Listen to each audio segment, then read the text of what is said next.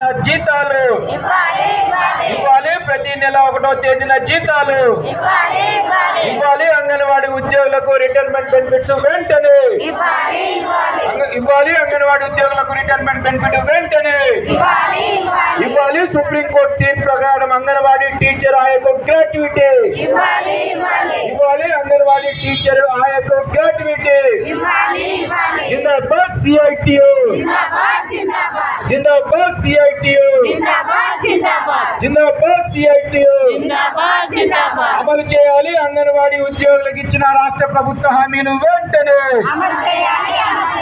అమలు చేయాలి. అంగన్వాడీ ఉద్యోగులకు ఇచ్చిన రాష్ట్ర ప్రభుత్వ హామీని వెంటనే ఇవ్వాలి. పెరుగుతున్న ధరలకు అనుగుణంగా కనీస వేతనం 26,000 రూపాయలు ఇవ్వాలి. పెరుగుతున్న ధరలకు అనుగుణంగా కనీస వేతనం 26,000 రూపాయలు ఇవ్వాలి. 2015 నుంచి టీఏడిఏ బకాయిలు వెంటనే ఇవ్వాలి. 2015 నుంచి టీఏడిఏ బకాయిలు వెంటనే రద్దు చేయాలి. అన్ని రకాల యాప్లు వెంటనే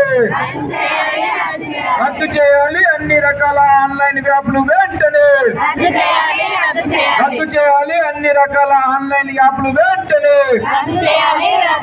ఇవ్వాలి. అంగన్వాడీ ఉద్యోగులకు కనీస వేతనం 26,000 రూపాయలు పర్మనెంట్ చేయాలి. అంగన్వాడీ టీచర్ ఆయను పర్మనెంట్ చేయాలి. అంగన్వాడీ టీచర్ ఆయను పర్మనెంట్ చేయాలి. అంగన్వాడీ టీచర్ ఆయను పెంచాలి. కనీస వేతనం 26,000 రూపాయలకు పెంచాలి. పెరుగుతున్న ధరలకు అనుగుణంగా కనీస వేతనం 26,000 రూపాయలకు ఇవ్వాలి. ఈ ప్రభుత్వం మేనిఫెస్టోలో ఇచ్చిన హామీని వెంటనే అమలు చేయాలి. ఈ ప్రభుత్వం మేనిఫెస్టోలో పెట్టిన హామీలన్నింటినీ వెంటనే జిందాబాద్ సిఐటియు, వర్ధిల్లాలి అంగన్వాడీ ఉద్యోగుల ఐక్యత,